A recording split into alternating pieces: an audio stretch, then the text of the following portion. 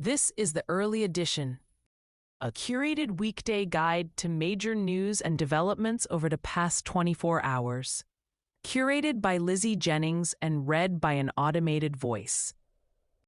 Published December 1st, 2025 on Just Security, an essential resource for those shaping a just and secure world. Here's today's news. U.S. Caribbean and Pacific operations. Republican and Democratic members of Congress yesterday said that U.S. military officials might have committed a war crime following a report by the Washington Post on Friday alleging that Defense Secretary Pete Hegseth authorized a strike to kill all survivors aboard a boat suspected of smuggling drugs on September 2nd.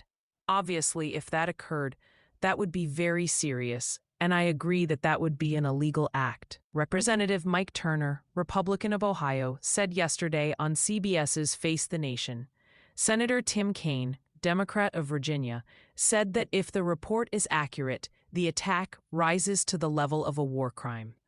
Bipartisan leadership of the Armed Services Committees in both chambers vowed to probe the matter. Michael Gold reports for the New York Times. Jacob Wendler reports for Politico. The Venezuelan National Assembly will form a special commission to investigate U.S. strikes on suspected drug trafficking vessels off the Venezuelan coast, National Assembly President Jorge Rodriguez said yesterday. Rodriguez said the investigation would look into the Washington Post report that Hegseth gave a verbal order to kill everyone on board a suspected drug vessel in September. Reuters reports. Trump spoke by phone to Venezuelan President Nicolas Maduro over a week ago, according to multiple sources. Trump told Maduro that if he left Venezuela immediately, then he could save himself and those closest to him, which Maduro refused, sources told the Miami Herald. Maduro requested global amnesty for any crimes he and his group committed, and Venezuelan officials proposed handing over political control to the opposition in Venezuela while retaining command of the armed forces. The White House refused both of these proposals. On Thursday, Trump said that the U.S. armed forces would very soon begin land-based operations in Venezuela. Nagy Haberman and Anatoly Kermenev report for the New York Times. Antonio Maria Delgado reports. The airspace above and surrounding Venezuela should be considered closed in its entirety, Trump said on Saturday in a social media post aimed at all airlines, pilots, drug dealers, and human traffickers. The Venezuelan government condemned Trump's comments in a statement later on Saturday, describing them as a colonialist threat. Julian E. Barnes and Helene Cooper report for the New York Times. Phil Stewart and Idris Ali report for Reuters. Russia-Ukraine war, international response. U.S. and Ukrainian officials met yesterday in Miami for further discussions on the U.S. peace plan. We had a very productive session, Secretary of State Marco Rubio said yesterday after the talks, adding, there is more work to be done. Neither Rubio nor Ukraine's National Security Advisor Rustem Umerov revealed details of the discussions. U.S. envoy Steve Witkoff and Jared Kushner, who took part in the negotiations yesterday, are expected to meet with Russian President Vladimir Putin tomorrow to present the latest plan. Barak Ravid reports for Axios. Cassandra Vinograd reports for the New York Times. Russia-Ukraine war. Ukrainian President Volodymyr Zelensky's chief of staff, Andriy Yermak, resigned on Friday amid a $100 million embezzlement investigation at Ukraine's publicly owned nuclear power company. Yermak has not been officially named in the investigation, but his home in Kyiv was searched on Friday. Kim Barker and Andrew E. Kamer report for the New York Times. Russia carried out a nearly 10-hour air assault across Ukraine on Saturday, killing at least 2 people in Kyiv and injuring dozens more, according to the Ukrainian authorities. More than 600,000 people were without power in Kyiv and the surrounding region on Saturday. Cassandra Vinograd and Oleksandr Chupko report for the New York Times. Ukrainian drone strikes hit two oil tankers said to be part of Russia's shadow fleet in the Black Sea on Friday, a Ukrainian official told AP News. The targeted tankers were named by Turkish authorities as the Kairos and Virat, both flagged to the Gambia. Andrew Weltz, Suzanne Fraser, and Isabel Koshi report. Israel-Hamas war, ceasefire. More than 70,000 people have died in Gaza since October 2023, Gaza's health ministry said on Saturday. 301 people have been added to the death toll since Thursday, which includes 2 people killed in Israeli airstrikes and 299 people identified from remains previously buried under the rubble. Nadal al-Maghrabi reports for Reuters. West Bank violence. Israeli security forces shot dead 2 Palestinians in the occupied West Bank on Thursday after they appeared to surrender, according to video footage. Palestinian officials condemned the killings as field execution. The Israeli authorities said in a statement that they were investigating the shooting, claiming that the 2 men were involved in militant activity. A UN Human Rights Office spokesperson denounced the killings, adding that they appeared to be summary executions. Adam Razgan, Sanjana Varghese, and Fatima Abdul Karim report for the New York Times. Emma Farge reports for Reuters. Sudanese civil war. 354 children have arrived in a refugee camp in Tawila, about 70 kilometers from El Fasher, without immediate family members, between October 26 and November 22, according to UNICEF.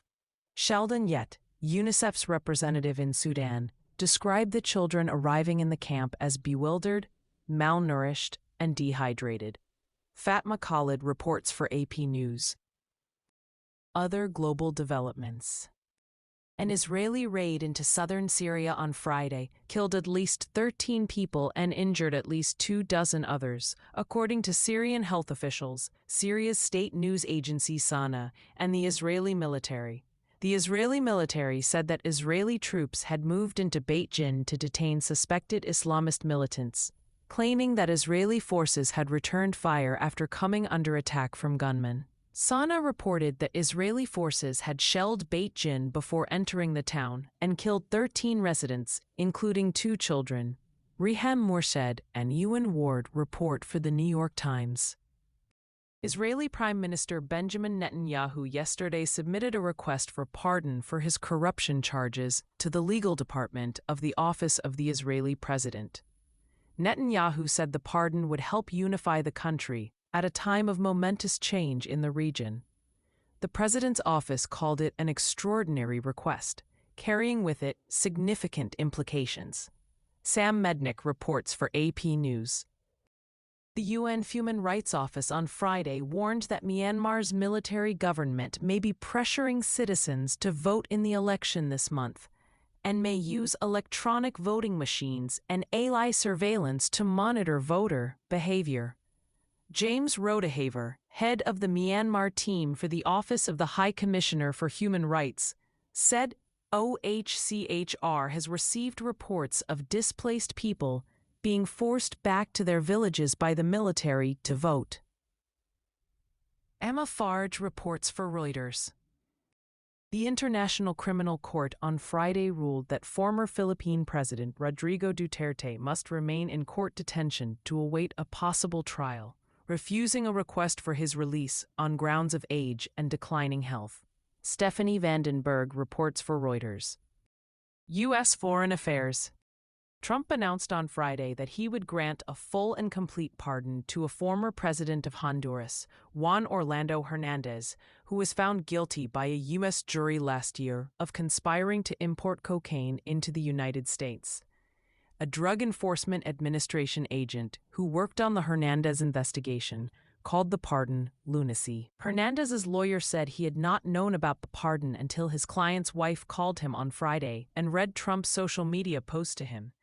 Annie Corio, Jeff Ernst, Sean McCreish, and David C. Adams report for the New York Times. Christopher Sherman and Marlon Gonzalez report for AP News. Trump also on Friday endorsed former Mayor Nasri Tito Asfura from the conservative National Party in the Honduran election. Tito and I can work together to fight the narco-communists and bring needed aid to the people of Honduras, Trump said on social media. Sunday's election results have not been announced at the time of writing. Annie Coriel, Jeff Ernst, Sean McCreish, and David C. Adams report for the New York Times. U.S. Central Command said yesterday that it and Syrian forces had destroyed 15 sites containing Islamic State weapons caches in southern Syria from November 24th to November 27th. The combined operation destroyed over 130 mortars and rockets, multiple assault rifles, machine guns, anti-tank mines, and materials for building improvised explosive devices, CENTCOM said in a statement. Jasper Ward and Ted Hessen report for Reuters. The presidents of the Democratic Republic of Congo and Rwanda will travel to Washington later this week to sign a further peace deal and meet with Trump, three sources told Reuters.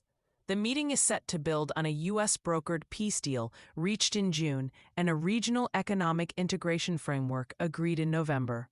Ange Adihe Kasongo and Julia Paravicini report. U.S. immigration developments. 19-year-old college student Eni Lucia Lopez Belozo was detained last week at Boston Logan International Airport and deported to Honduras as she was about to board a flight to Austin, Texas, to visit her family for the Thanksgiving holiday.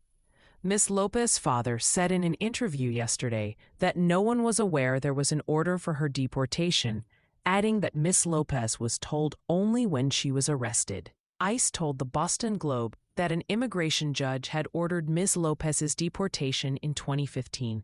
Ms. Lopez's lawyer said she had been deported in violation of a court order signed on Friday that said Ms. Lopez could not be removed while her case was pending. Amanda Holpuck and Annie Coriel report for the New York Times. U.S. Citizenship and Immigration Services, USCIS Director Joseph Edlow, said on Friday that USCIS has halted all asylum decisions until we can ensure that every alien is vetted and screened to the maximum degree possible. Edlow added, "The safety of the American people always comes first." The announcement followed the shooting of two National Guard soldiers in Washington, D.C. on Wednesday. Hamed Ali Aziz and Edward Wong report for the New York Times. Camilo Montoya Galvez reports for CBS News. The Trump administration on Friday ordered its diplomats worldwide, effective immediately, to stop processing any immigrant or non-immigrant visa applications for Afghan nationals, according to a State Department cable seen by Reuters. The order freezes the special immigration visa program for Afghans, set up for people who helped the U.S. military during the war. If visas have been approved and printed but not handed to the applicant, diplomats should destroy the printed visas, the cable says. Humaira Pamuk reports. Hamed Al-Aziz and Edward Wong report for the New York Times. At least 225 judges have ruled in more than 700 cases since July 8th that the Trump administration's policy to detain nearly all immigrants facing deportation proceedings and depriving people of an opportunity to seek release is a likely violation of law and the right to due process. Kyle Cheney reports for Politico. U.S. domestic developments. Homeland Security Secretary Kristi Noem yesterday said that the motive behind the shooting of two National Guard members last week remains unknown, but that the alleged shooter was radicalized upon coming to the United States. Ramonala Lakanwal, who has been charged with first-degree murder since the attack, is an asylum seeker who came to the United States in 2021 following the Afghanistan withdrawal. He was part of an Afghan Army Zero unit backed by the CIA. Noem rejected the idea that the current administration bore any responsibility for Lakanwal's residency, adding, "The vetting process all happened under Joe Biden's administration." Shian M. Daniels reports for Politico. Trump administration actions. Northwestern University announced on Friday that it would pay the Trump administration $75 million as part of a deal to restore $790 million of frozen federal research grants. The university said the agreement would end the probes by the Department of Health and Human Services and the Education Department into Northwestern's compliance with anti-discrimination laws. Bianca Quilantan and Gloria Gonzalez report for Politico. In case you missed it, last week on Just Security, the global retreat from content moderation is endangering free expression. Kenya Shows Why by Julie Owono. Could a House of Dynamite spark a public rethink of nuclear risk? By Blake Narendra. Persecuting the prosecutors. Israel's military lawyers under pressure. Thank you for listening to Just Security's early edition today, December 1st, 2025.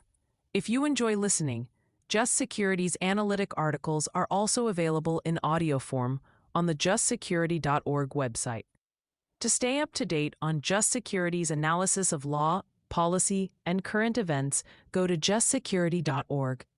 Subscribe to Just Security on Substack and follow us on LinkedIn, Blue Sky, Facebook, Instagram, and Threads.